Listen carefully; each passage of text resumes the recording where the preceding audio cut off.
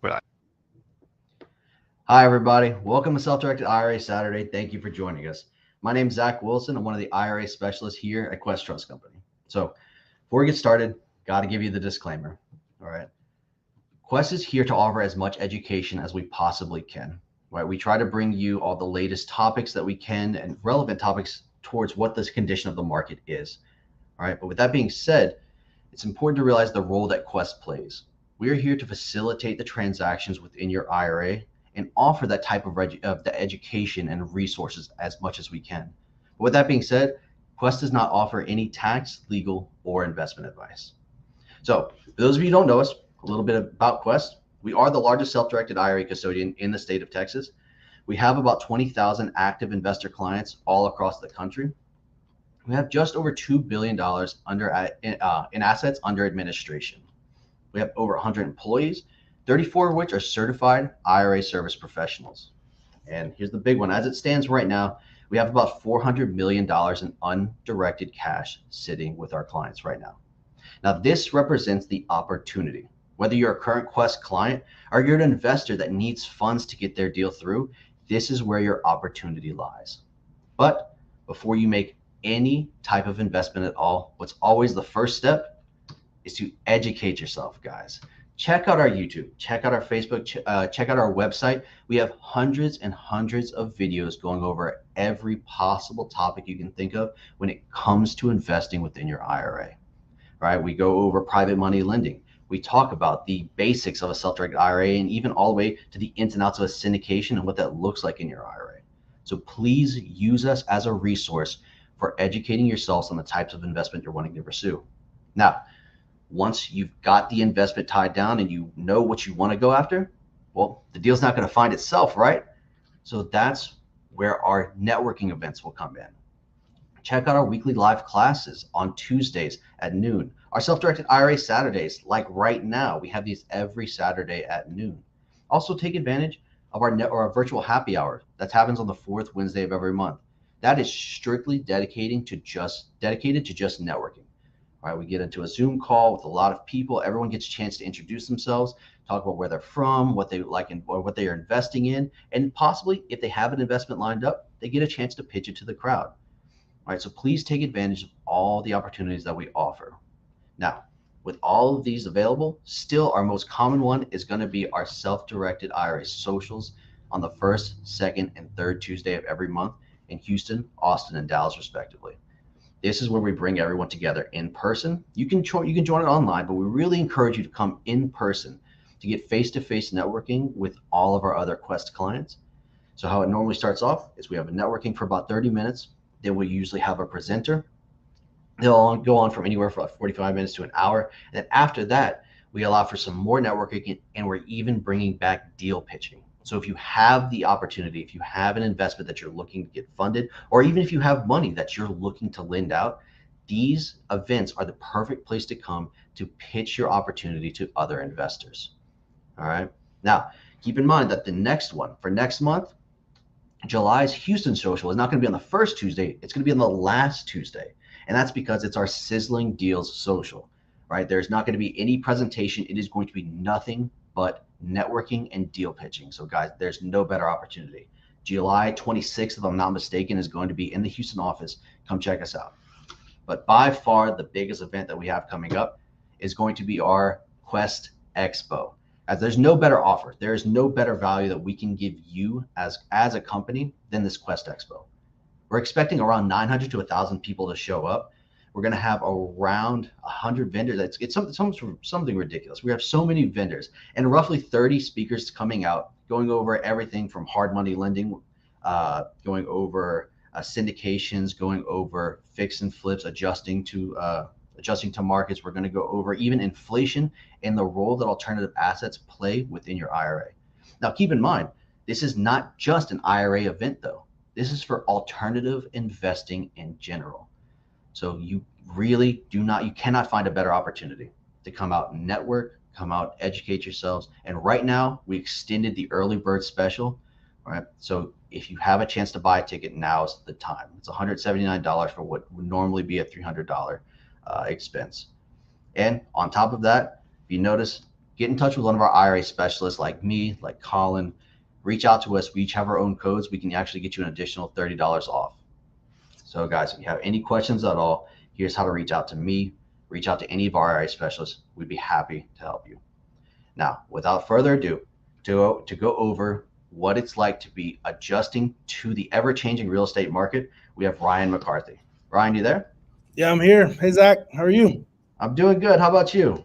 I'm doing good, man. I saw Top Gun last night, so I'm still pretty juiced up. Yeah, I tell you what, I've heard good things about it. At first, I was like, I'll let it be. Maybe it's just going to be like Tom Cruise living the glory days, but I've heard Yeah, it's really good. it is, man. It's a little bit of that, but there's nothing wrong with that. Yeah, right. All right, perfect. Well, I'm going to give you the floor now, Ryan. I'll go ahead and hop off. All right, thanks. Yeah, so I'm Ryan McCarthy. I'm the founder and CEO of the Passive Investor Network here in Houston, Texas. And, I put this presentation together. I've been really excited about it. It seems like every day, things are changing. And, having done this now for about 12 years, I don't know, because I have no way of knowing this, but the period of time in my career, it just seems like the market, from the crash, from some of the recession we had here in Houston with oil, up and down with people coming into Texas. It just the only constant has been change, and you know we've had to work through that. And I've had experiences, early in my career where I wasn't able to, and I was able to draw from that experience to kind of put some things together. Hard won experience and making mistakes early on, where I wasn't able to adjust and didn't really realize, how much the market or how much real estate changes and how it moves. So I wanted to talk, about that. And like I said, as I was putting this together, I just kind of kept coming up with more and more things. So hopefully I think I got everything in there that I want, but at the end we'll do some Q&A and talk more about some of these themes kind of in more detail. So today we're going to talk about the good news. There's good news. There's better news. Not really any bad news. Adjusting to the markets, kind of the things that that are very simple to really kind of be able to be nimble when you're investing in real estate. Talk about the goal, talk about the plan, and talk about current market understanding, which is pretty important. So, the good news: market's changing. Things are happening. It's funny, in the beginning of the pandemic, nobody really knew, as is usual, what was going to happen, and the thing that kind of I think happened early on where people were trying to figure it out, and when it started to shift, most investors just failed to adjust. Most individual folks kind of failed to adjust, and that in every market that I've been in that has changed, even markets where I failed to adjust, right? That happens. Most investors fail to adjust, and what happens is everyone has a model, and they've used this model to kind of mitigate risk, to help their understanding, et cetera, et cetera. And once that changes, man, that model, people get shook. It takes them out of their comfort zone, right? So the good news is if we're able to adjust to a market, that market will then have less competition just by proxy. And it may only be, as is in the pandemic, it may only be for a short amount of time. But in that amount of time, we can actually get in there and be ahead of the curve, ahead of the pack. Price discovery, this is another thing, is made easier in a changing market. Now, the caveat is you have to know that market. You have to know what market that you're in. You have to very much understand your asset class. If that's the case, you could start to see better deals popping up. I'm seeing it now with this shift. I mean, almost like overnight, deals that were coming through were much better than they were a month ago, 2 months ago, in terms of equity, in terms of the cash flow, the locations, a lot of those things. Because I think, when the market constricts like that and people kind of jump ship, it starts to open it up. And it may, like I said, it may only be for a quick second, but for most individuals, you don't need hundreds of deals. You need 1 or 2, 3 or 4. I mean, if you're really in, maybe 5 deals within a 6-month to a year-long period, and you can get in and get those deals because there's less competition, and if you know that your market's price discovery is going to be a lot easier. Typically, this is something that's different. There are 6 ways, and I've talked about this and other ones. I mean, it's not, it's all plagiarized. I didn't invent the 6 ways real estate makes us money. Everyone talks about it, but the market has brought us another reason, and that's a hedge against inflation. And that's a huge one. That is to me, when you're looking at the math of what money costs, and it's funny, they said it's 8.6%. I saw a report on the inflation side, but if you look at gas, I mean, that's 40%. If you look at groceries, I mean, that's 20-30%. You go down the list, clothing, things, I mean, things cost more. And I'm not an economist, and I don't understand specifically how they get 8.6 when everything is double digits inflated, but that is what it is. But a couple of the things is that, real estate is a terrific hedge against inflation. It's a better place for your money to be than sitting on the sidelines losing money from that inflation. So if you have money in the bank, it's worth 8.6% less than it was, a year ago. So if you had that in real estate, that wouldn't be the issue. And then the leverage piece of it, they're talking about interest rates and how interest rates they've skyrocketed, they've gone up.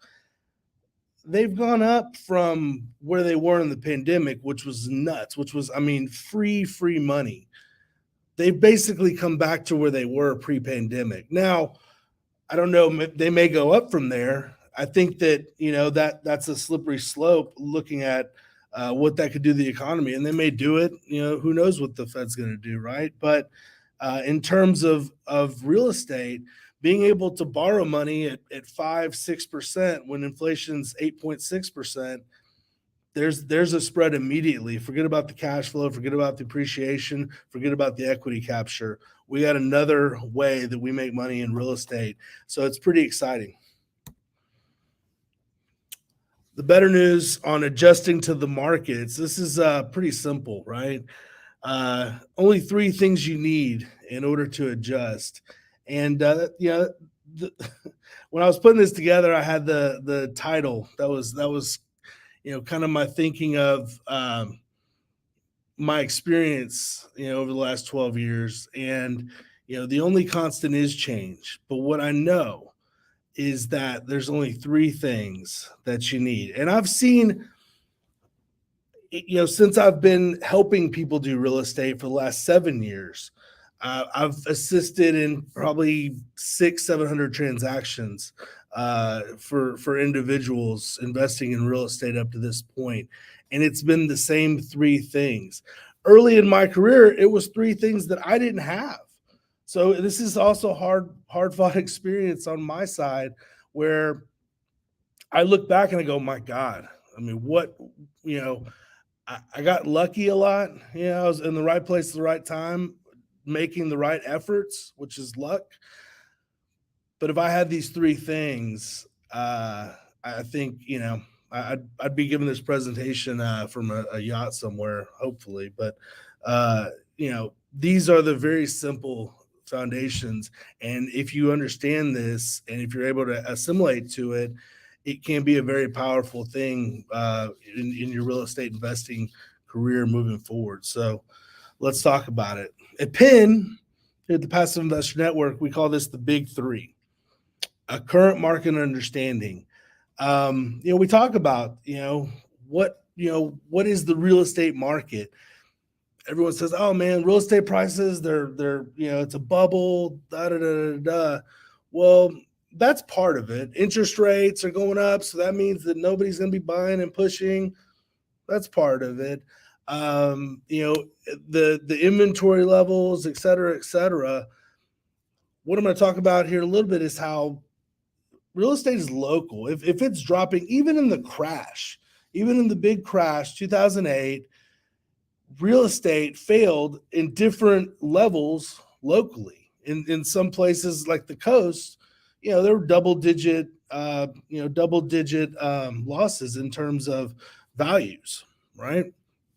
But it wasn't the case in Texas, and it's because real estate is local, and all the factors that go into what a real estate market is are different. And if you don't understand that, you cannot figure out what a good deal is, because a good deal in one market might not be a good deal in another, and vice versa. So we have to have an understanding of the market.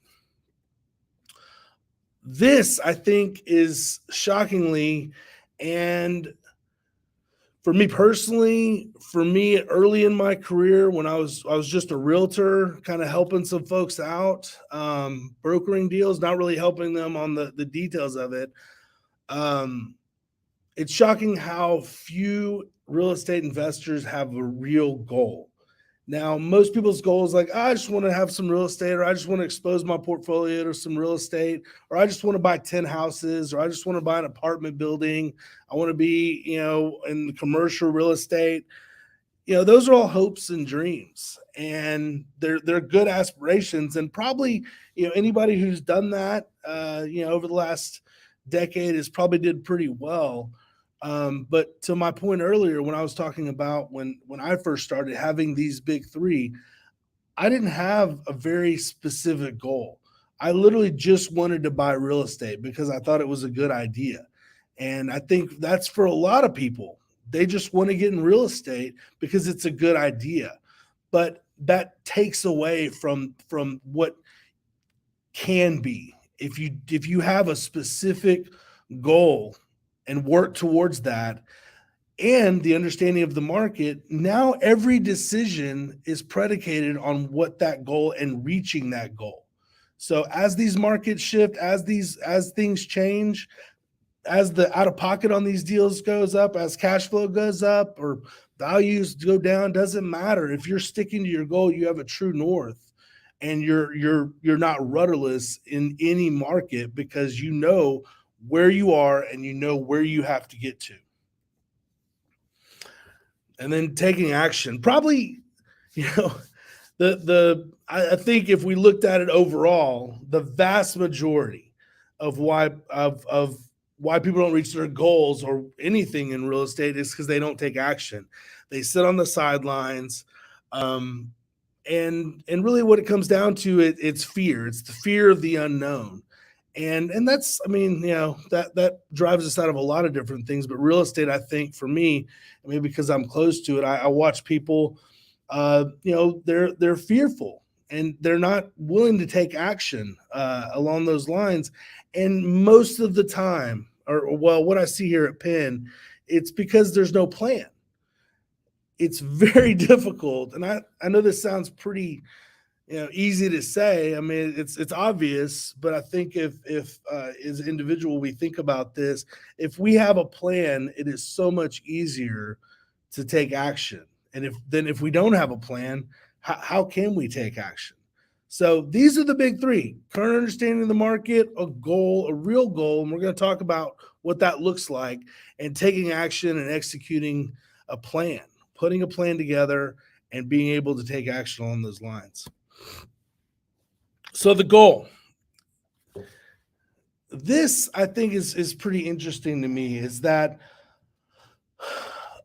I've sat with, hundreds and hundreds of folks of all walks of life, all ages, And once I can get them to understand that a goal is something that has to be quantified, the goal has to be quantified to where we can use math to back into the goal based on some factors. And everybody I sit with, once they understand it, they want to be work optional. That's pretty universal, or they want to retire a spouse, or they want to retire themselves, or not, like I said, not everybody wants to retire, and retire is kind of a weird word, for the landscape today. But work optional, I think, really fits. They want to make sure that they have money to put their kids through school. They want to make sure that clearly they have money to live their life and enjoy more years than not. It's pretty, it's pretty common, right? But what's interesting is that there's only really two levels of this, and it's either $5,000 a month of cash flow, passive income coming in, or $10,000 a month. And I mean, it's so strange that literally in everyone's mind, in hundreds of conversations, it's either $5,000 a month or $10,000 a month. It makes sense if depending on your kind of socioeconomic status, where you want to be along those lines. $5,000 a month, I think, for anybody coming in passively is definitely life changing. So that's the most common PIN member goal: $60,000 a year in passive income here in Houston. The median income is about $55,000 a year. So this makes sense why it hits that 60,000 number. Now,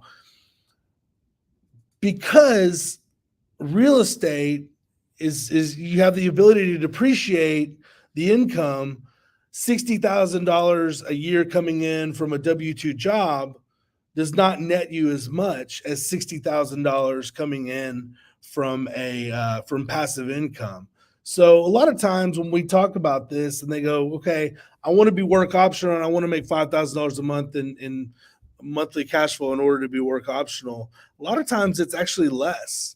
If they made $3,000 a month in monthly cash flow, it would literally offset 100% of what they net after taxes on their W-2. But in order to be, kind of, very, very kind of specific today, we're going to talk, through just the $5,000 number, just for quick basic math.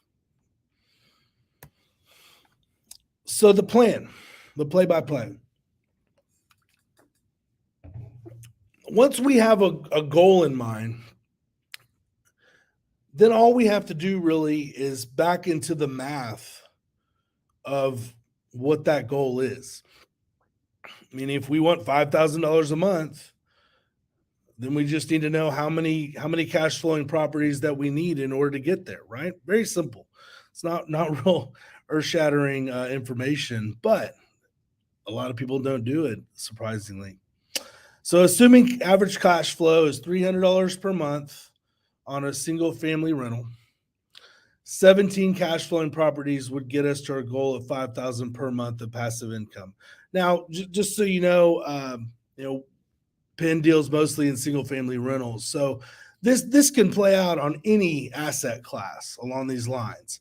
But when we're looking at it here in Houston, here at PIN, we're looking at just the single family rentals. And we'll talk a little bit more about the different models that we work through. But 17 cash flowing properties would get to our goal of about $5,000 per month of passive income.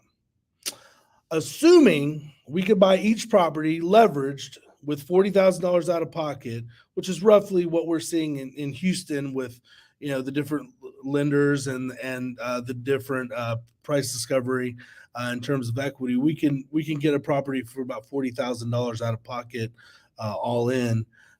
An individual would need $680,000 to hit their goal. Now, if you're watching this and you want $5,000 worth of cash flow and you have $680,000 to invest, good news.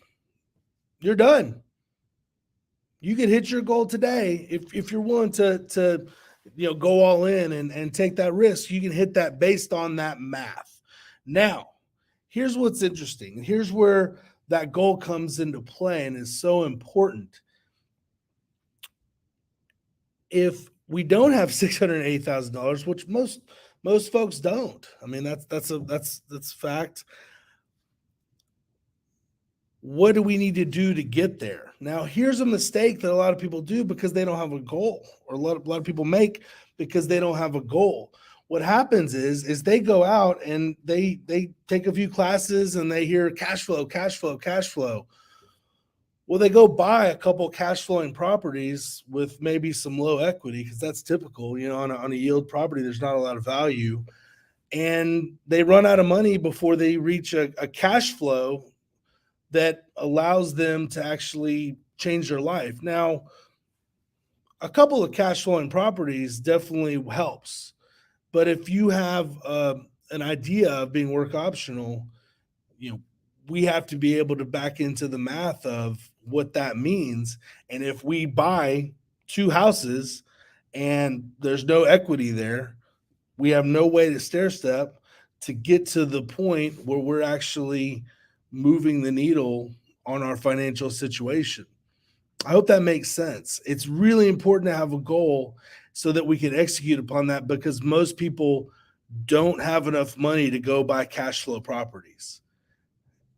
It will be a longer process and it'll be an arduous process. So the good news is, you guys are listening to this, you're going to have a goal. So you're going to know, hey, I don't really need cash flow yet. I can't afford cash flow yet. I can't make that move. I need to bank some equity because I don't have the $680,000 that it would take in this market to get from where I am to where I want to be. So let's talk about that. Let's assume we only have $80,000 to invest. And it really, as we're going through this, I picked these numbers just for illustration purposes. It's just an example. It's predicated kind of on what we see here in Houston and Penn, but it doesn't matter. The math is the math. This is very simple. It doesn't matter what that number is. It could be 10,000, 20,000, 30,000, 800,000. It doesn't matter. We have to start somewhere. So let's assume that we only have $80,000 to invest and we have to get to 680. We can afford to invest in 2 equity properties. Now, these are value properties. These are properties that probably aren't going to have a lot of cash flow. Now, I don't suggest going negative cash flow, but neutral cash flow for sure, right? To where it pays for itself. Now, we'll talk a little bit more about kind of mitigating the risk in these changing markets. But if you can hold a property where it pays for itself, you have a lot of options along those lines, especially when the equity is sitting there. So you can afford to invest in 2 equity properties. Now, using a 5-year time horizon, we could roll that equity until we reach our goal. Now, 5 years that's pretty aggressive to say that with my $80,000 today, I could be work optional within 5 years. That's pretty cool. And I've seen it multiple times. Now, it's your goal, so you can put whatever time horizon you like on it. But because I've seen it, and because I know that it works, and because I've seen people actually accomplish this, 5 years, and accomplishing it myself personally, 5 years is a pretty good time horizon. And I think based on that experience, it makes sense. So let's look and see what that looks like. On an $80,000 investment, you take year 1, you buy 2 cash equity properties, not cash flow. This is value play. So we buy 2 properties, and this, again, a year, 18 months, somewhere in there. It's negotiable along those lines with what you're comfortable with, risk wise, what you're comfortable with, moving forward, and what you can really handle time wise. So, like I said, this is a pretty aggressive strategy. So taking these 2 properties that are $40,000 out of pocket. The caveat is that these properties have to have an unrealized capital gain that is 50 to 100% roughly of what you have invested in there. Not to mention principal pay down, not to mention appreciation, which is happening, and probably here in Houston, may or may not be plateauing. So this is day one. You've banked this equity based on an appraisal of this property. You have $40,000, and you've gotten a $40,000 unrealized capital gain. So in year two, the idea would be to take that, divest of those two properties, taking our original $80,000, and now we have $160,000. We could take it and go and put it in 4 properties and do it the next year and the next year, and start to probably have at that point, in your plan, a hybrid to where, you're taking some cash flow properties and you're probably banking some equity along those lines, right? To where you have that portfolio that is throwing off that money. Now, this is really important, and I know you're probably thinking, what does this have to do with changing markets? It's very important that we have a plan and we have a goal. So as markets change, we can make the decisions based on those metrics, based on those goals, based on that plan. Let's talk about the current market, current landscape. As far as we see it, there's a lot of things, moving, right? We talked about interest rates. We talked about inflation. Who knows what's coming down the pike along those lines. But from our standpoint here, and if you're in a large market like Houston or Dallas or Austin, where Quest is, this is definitely happening. Inventory shortages. I think one of the things that hit me like a ton of bricks, and maybe I'm just simple-minded, I never really considered this. They stopped building houses after 2008. They stopped building, and I know for Houston, I mean, we were going gangbusters for the early 2000s all the way up, and building these massive communities, thousands and thousands of houses out in the suburbs, and they just stopped doing it. And the population didn't stop. People didn't stop moving here. It's incredible. And I don't think we're even really grasping the inventory shortages yet, that have happened from the fact that we're because we're really still not building that much, to be honest, along the lines of larger developments. The inventory shortage is I think is going to be exacerbated, and that leads to the affordability crisis. I know, for Houston, getting a 1-bedroom apartment, it's even a little studio, and not even a nice area, is about $1,000 a month. That means you have to make $3,000 a month, $36,000 a year, just to be able to qualify for those. And there's not that many of them, again, with the inventory shortages. So the affordability crisis, I think, is a really big part of what the current landscape for single family markets, and to some extent commercial. Remote work, this has been pretty interesting. Whether you fall on, you think that remote work is the future, it's definitely going to be. Nobody's going to be in offices anymore. Everybody's going to be working, from their offices and home offices, or WeWork, or, well, maybe not WeWork, but those sort of things. Anybody could live anywhere. So remote work is a pretty big, I think, factor when you're talking about single family rentals, even obviously clearly on the office building and commercial side, that's going to be a big kind of question mark along those lines. So things that we're currently doing, based on kind of what we see as the current landscape. BTR, build to rent. This is the big buzzword at every conference you go to about single family. Build to rent. We are doing mostly infill stuff because what we see is because people can kind of live where they want, and remote work is something, and even if they don't remotely work, they maybe don't work every day in the office. People want to live in places that are walkable. People want to live places where there's something kind of near them. Well, there's two things. They either want to live out where there's nothing, right? That's out in the country where there's nothing, they're not worried about people, or they want to live where there's a lot of people, a lot of social activities. They could walk to those sort of things. Even in Houston, where nobody walks, people want to live in a walkable area, but they'll they'll still drive mostly. So far. So we're doing a lot of stuff in kind of the transitional areas closer to central business district, if you really want to call that here in Houston.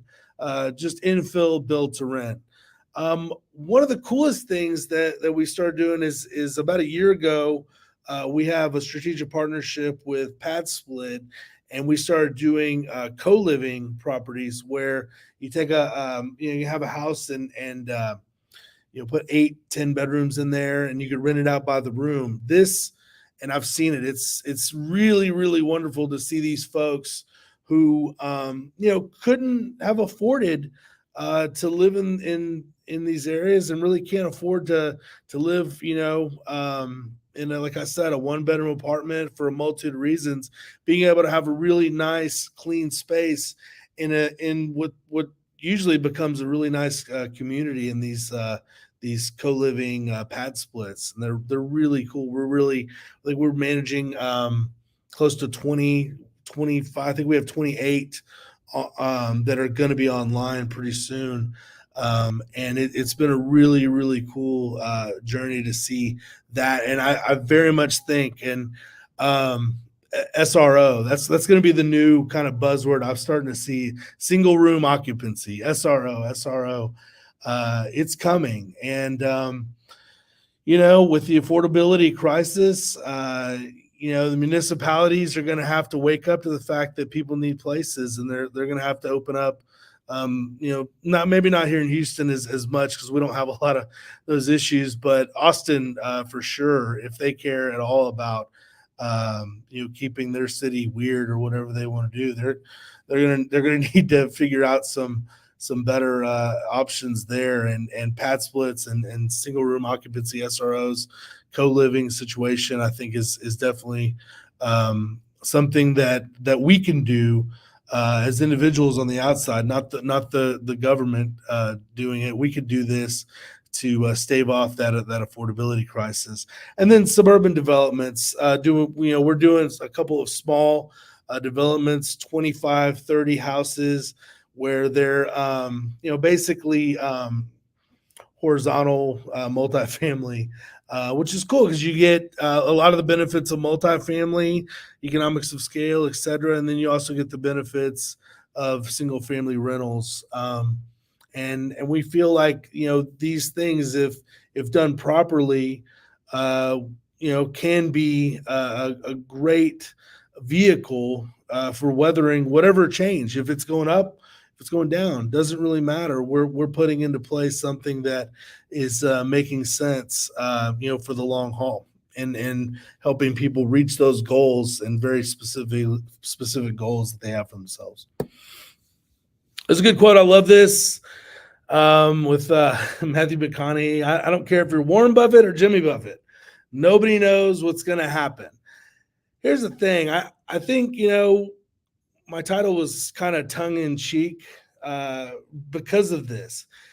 If someone's getting on there and telling you they know what's going to happen, man, you got to run away from that. Nobody knows what's going to happen in any market. People have maybe some ideas. I know that for the vast majority of folks, and I was actually looking at a couple things on Twitter, with real estate Twitter. Guys were talking about, before the pandemic, they were dumping their portfolios because they thought, oh man, the crash is coming, here we go. And they couldn't have been further from the truth. So if someone's getting on there telling you they know what's going to happen in the market, I mean, I guess they have a 50-50 shot of being right, but I don't really want to base my life and my family's financial future on a 50-50. So big rule here, Penn, it's not negotiable. Don't speculate. We're not speculating in this market. We're not uh, putting some money down on a property or two, thinking, okay, hopefully, this goes up in value, or hopefully this is a good deal. Hope is not a strategy. Invest in properties that make money today. This is the point. If you can buy a property that cash flows properly, predicated to your goal, and has enough equity predicated to your goal, whatever model you need, whether it's a value or a cash flowing property, it's not prospectus. It's not, well, in a year rents are going up, or if I could push it, I could get this, or if I could push the values, I could get this. No, invest in something that makes money today. And if it never goes up, it's still in line with what your goal is, if that makes sense. If the equity, if it stops appreciating, if the rents stop pushing, which it doesn't seem like they are, but that doesn't matter. We're buying real estate based on what the values and what the rents are today. And use leverage, even in an IRA. I love, and I think it's genius. And we've done a handful of these at Penn. I love these non-recourse loans that you can get in your self-directed IRA. And Quest is definitely the best. They have the best folks to help you through that process, and partners that they work with to go through that process. Use leverage. Look, if the market does go down, let's just say all hell breaks loose and the market does go down, if we're leveraged properly, we're going to mitigate our losses. We're going to mitigate our risk along those lines. In 2008, across the board, it was a $10,000 depreciation. 10%, I'm sorry, not 10,000, 10% depreciation. We can weather a 10% if we're leveraged and we bought it properly. So use leverage. This is I think a big one, because you watch the news, you watch CNBC or Bloomberg or whatever, Fox Business, and or even the local news, and everyone's talking about the market. What's the market doing? Like I said, interest rates are going up. Everyone's thinking, oh my God, if interest rates goes up, that means that the real estate's going to go down. Commercial backed mortgage securities. All these things that are the hot topics, when talking about the market. That's fine, and that's good. It's good information, and it's good to talk about. But I saw this, during in the crash. Markets are local, city by city, street by street. Invest where you are familiar or can become familiar. Learn a market area. There's if you can, invest in your neighborhood, invest in your town, invest in your city. There's no place that you're going to know better what's going on and having the finger on the pulse other than where you live, where how many people have driven by a piece of property and gone, man, I wish I'd have bought that. I could have bought that for nothing a year ago, and I knew it was going to be good. I knew it was going to go up. I knew that, it was going to make money. Why didn't I do that? And your area, your neighborhood, your city, your town very well. The other part is insider trading is legal in real estate. It's practically, with the government and the local municipalities. A lot of people are in those positions for real estate. It is legal. Knowing something is not illegal to buy real estate. Figure out, find it. There's in Harris County, you can look at all the permits that are being pulled. You can look at the city council notes, and you can see what's coming down the pike. Now, what Penn has done is we've created a network of individuals to where we're doing a lot of volume in these sub markets, to where we can actually see the ebb and flow of what's going on. And we can go find these sub markets, a lot easier, because we have buying power, rather than just me as an individual going into a market, I can maybe buy one house, two houses. Whereas if I have 100 people behind me, we can go buy 20 houses. We're going to be able to see things in the market and again have that insider knowledge that nobody else has. So get with your local groups, group up, talk about it, go attack a market together. And leverage yourself with other investors. They're not your competition; they're your friends. You guys, if you only need a handful of properties to reach your goal, find another couple other folks that need a handful of properties to reach their goal, and go attack a market and go get some insider information. One of the things that I think and I gave a presentation in Quest. Actually, this was in July, I think, of 2020, my first Quest webinar, and it was talking about the Houston market and the median price point for pre-owned inventory at that point was about $235,000. And I was talking about, oh my God, it's crazy. It went to 235 because only a couple years prior to 2020, it was under 200,000. It was pushing and pushing and pushing. And what I said was I thought it was still going up. Now, to be fair, I had no idea that it was going to go up, to the level it had. I want to be clear about that. I thought it was still pushing up and it would incrementally keep going market by market. But what my guidance was to the PIN members and in that presentation was, if we're staying underneath that median price, number one, we're going to benefit obviously from everything going up. But let's say something happens and, ostensibly the pandemic was supposed to crash the market. Let's say that happened. We'd be protected because we bought in those points below what the median home values were in our little submarkets. And that information for a lot of folks is pretty easy to get. Your local realtor, your local MLS can give those information. HAR has a great program, and I could pull that up. I mean, literally zip code by zip code, street by street, and pulling the median price point. Now we're looking at not only median price points of used inventory, which by the way is now $300,000. I gave that presentation in July. It was $235,000. It's pushing. I haven't looked in a while, but it was pushing $300,000 last time I looked.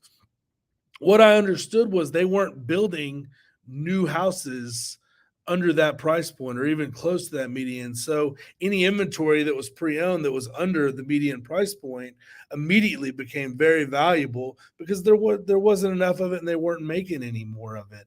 We're looking at now the median price point of new builds, which is about $420,000 here in Houston. We are getting homes built for about $275,000, $300,000. So again, using that same guidance to stay under those median price points so that if the market does go down, we're insulated along those lines. And with everything else that we're doing to mitigate risk, it should be fine. So that's it. I guess we'll do some Q&A. I really appreciate it. I hope I didn't go over time, but Zach, that was perfect. Awesome. Nailed it. All right, guys, if you got any questions, please throw them in the chat. Take advantage of every opportunity you can right here. Yeah, and also if you think of something later, I got my information here, Ryan at passiveinvestor.net.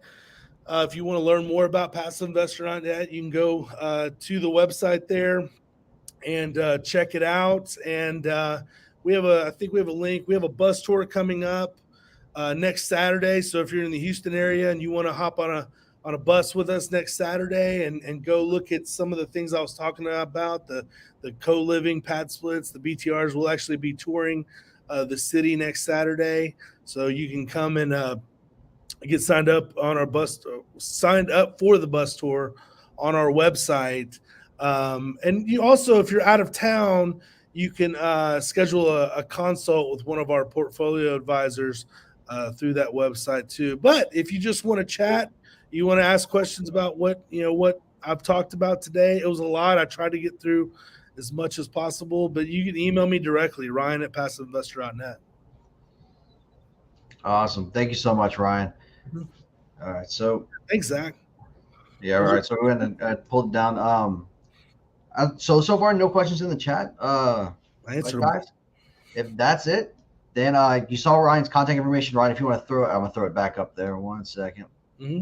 All right, guys, shoot Ryan over email if anything pops up. Obviously, normally it's how it happens, right? That the moment you walk away, that's when you got the question. Sure. So shoot them over an email, guys. If you got a specific IRA questions, give us a call. Get in touch with one of our IRA specialists. We'd be happy to help you. Ryan, thank you so much. Zach, thank you, man. I always love doing this Quest stuff. You guys are a force. It's awesome working with you. Absolutely, guys. So that's it. Let me go ahead and drop this down. Oh wait, looks like we got one. We got a question. Yeah, we do. So Joshua, here, let me drop off. Here, let me drop down. All right, Ryan, you can go ahead and pull your screen up. Yeah. So he said, I don't understand how you went from 2 houses to 4 houses with 80K to start. So where did you get the money for the second year? Oh, you divest. Yeah, it's a little bit longer presentation. I normally do it.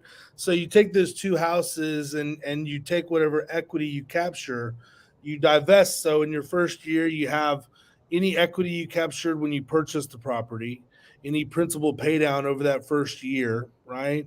And then also you have any appreciation that's come over that first year. So you divest. So you basically put them on the market. What we do here is we rent them for whatever period of time. So it's not a year. It's usually about 18 months. To make it simple, we say a year. So you have, the rehab part of it.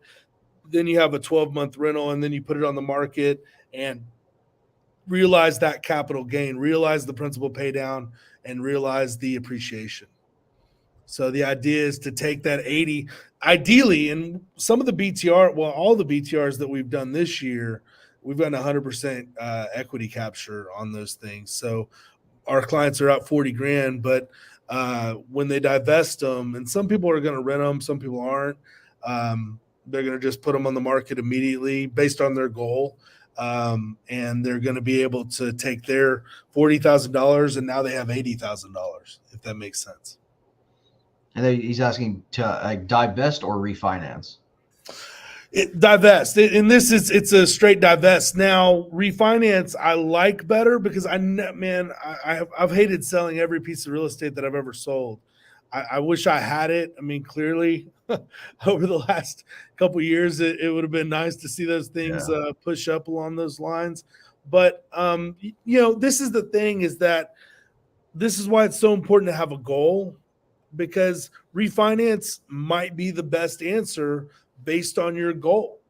So the answer to that question is I'm going to come back and ask you, what's your goal? If you're, let's say, you have $180,000, now that changes the trajectory a little bit, right? So you got to have that goal, and that answers those questions very easily, because it just comes back to the basic math of, well, if I sell it, I'll get this much, and that'll push up to my goal here. Or if my goal is different, I could refinance, take some of that money, and go, put it into one more house, that maybe is a cash flowing or whatever the case may be. I've done both, and like I said, it's always been predicated on what is my goal.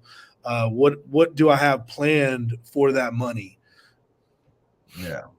So looks like Teresa has a question. It said, could you take out an equity loan to capture that equity after 18 months, especially if the property is producing good income? Yeah. That's absolutely. I mean, that's what you would be able to refinance it, take some money, put it back in. Like I said, it runs the gamut of a goal. And like, let's say you're at retirement age and, you've looked at it and you could refinance that and pull, let's say you bought it cash, you can actually refinance that in your IRA, pulling some cash back to where maybe you're of an age where you can actually take some of that cash without having tax consequences. It really just goes back to your specific situation. But yes, that is absolutely something that you can do. I would say, as long as I never want to negatively cash flow, I don't think that's, I don't know. It just doesn't seem right to lose money every month. So, you need to look at the math of, if I refinance with maybe a higher interest rate at some point, or more leverage or less leverage, I guess. So my payments have gone up, and I'm not cash flowing as well as I used to. You want to look at those things, but mostly if you're buying it right, you're gonna have the trick is the key. Other than having a goal, is to make sure that you can be invested in something where you have a lot of options. It's a good problem to have, to say, I have all this equity. What am I going to do with it? Right. All right. Looks like that's all the questions for right now. Yet again, Ryan, thank you so much for coming out for us. All right, man. Well, thank you, Zach, again, man. We love working with you. Looking forward to the event. Absolutely. Yeah. That Quest Expo, it's going to be awesome. It really is. Yeah, man. All right, guys. If you have any questions, like I said, reach out to Ryan, reach out to, if it's IRA related, reach out to one of us here at Quest. Until then, you guys have a good weekend. All right. Thanks.